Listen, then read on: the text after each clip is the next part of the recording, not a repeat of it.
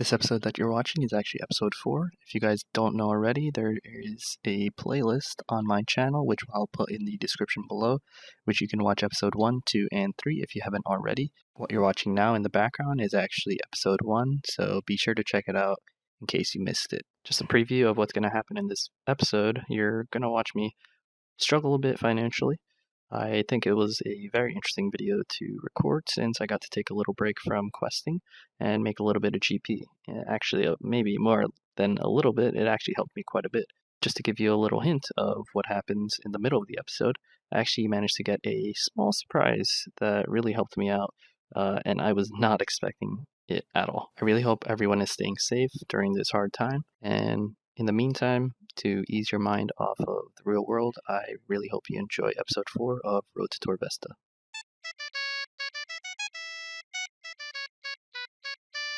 Clips that you're going to see right now are almost, I think, actually all pre-recorded with no audio in the background, and that's pretty much because of the fact that I had too much background noise, so I couldn't record any live narration. But essentially what I'm doing, I've done a lot of questing already. I think I show it later in the video, but I'm pretty much just trying to get my crafting, or not my crafting, my construction up, because I have like no money, and so I was trying to find a low-level money-making method, and so this was actually probably the easiest way for me to get planks without having to spend that much, due to the fact that I don't know how, but I'm down now to 28k, and so I didn't want to buy the planks, nor did I want to spend so much on nails, so I was trying to be very conservative, just hopping worlds near Barbarian Assault, trying to pick up planks until I had enough planks to do a money-making method that I found by, I believe, flipping old school. It was this bond maker type account that could make bonds within like an hour or so, and oh yeah, there we go. Here I have 58 quest points, and I think the last episode I ended with about like 20 something. I know it was less than 32 because I didn't have enough for Dragon Slayer.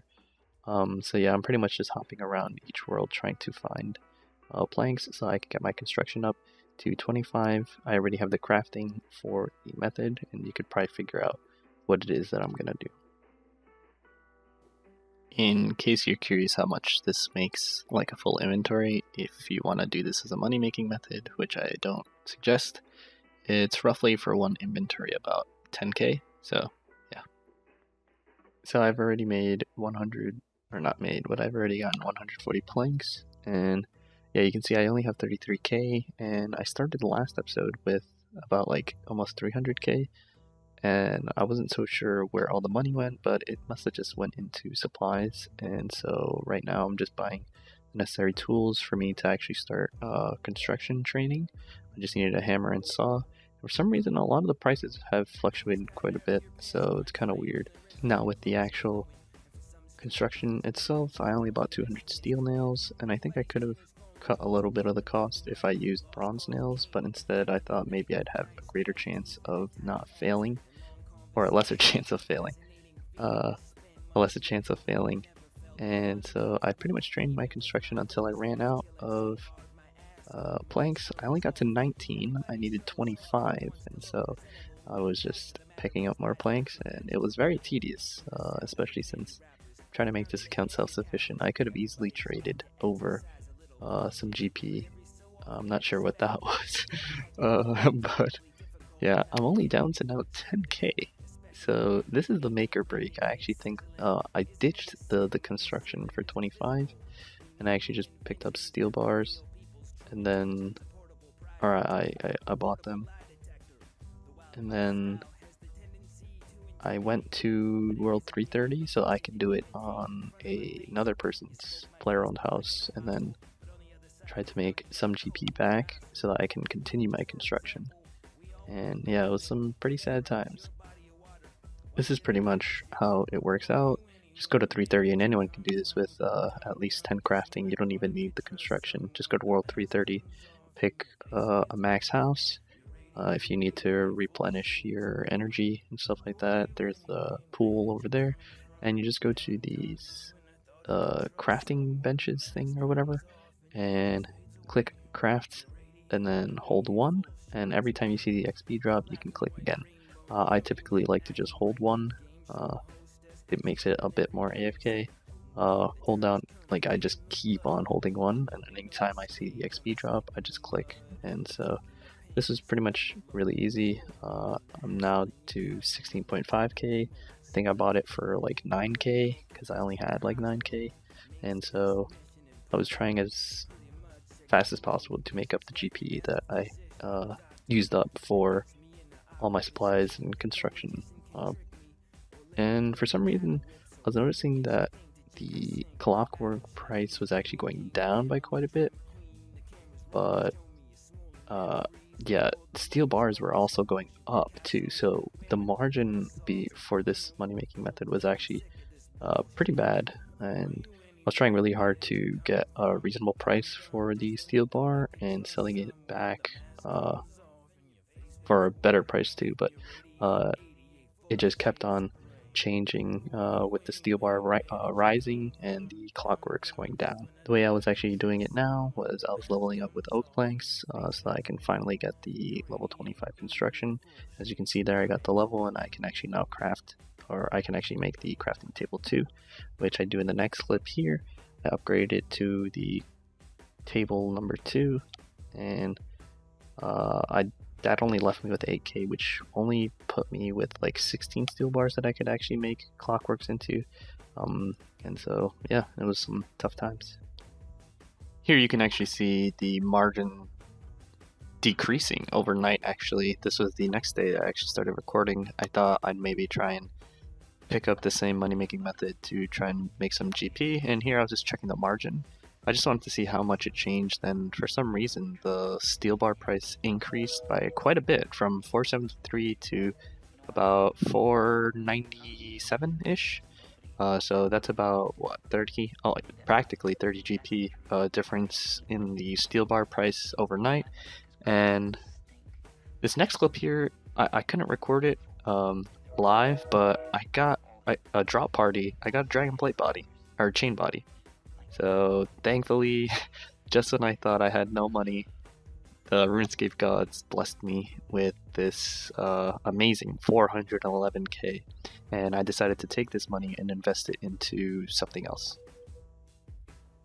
At this point, I was really desperate for any other money-making method than the steel bar clockwork mechanism thing, so I invested it into green dragon hides, because I know usually the green dragon hides have the biggest margin of profit, and I was just doing this for quite a bit. I did make some money, but it just takes a bit of time, and I even tagged Ellis so that I could see him faster. I could only buy like 200 something, and here you can see the margin. It's about 200 GP per tan hide.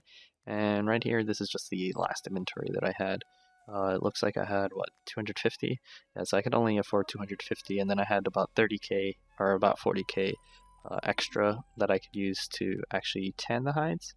And after selling everything, I had, what is that? I can't even do math. That's about, yeah, roughly 30k GP, and it only took, honestly, really a few minutes, but it was a little too tedious, and I could only buy so little. So you know what, I went to my secret money making method.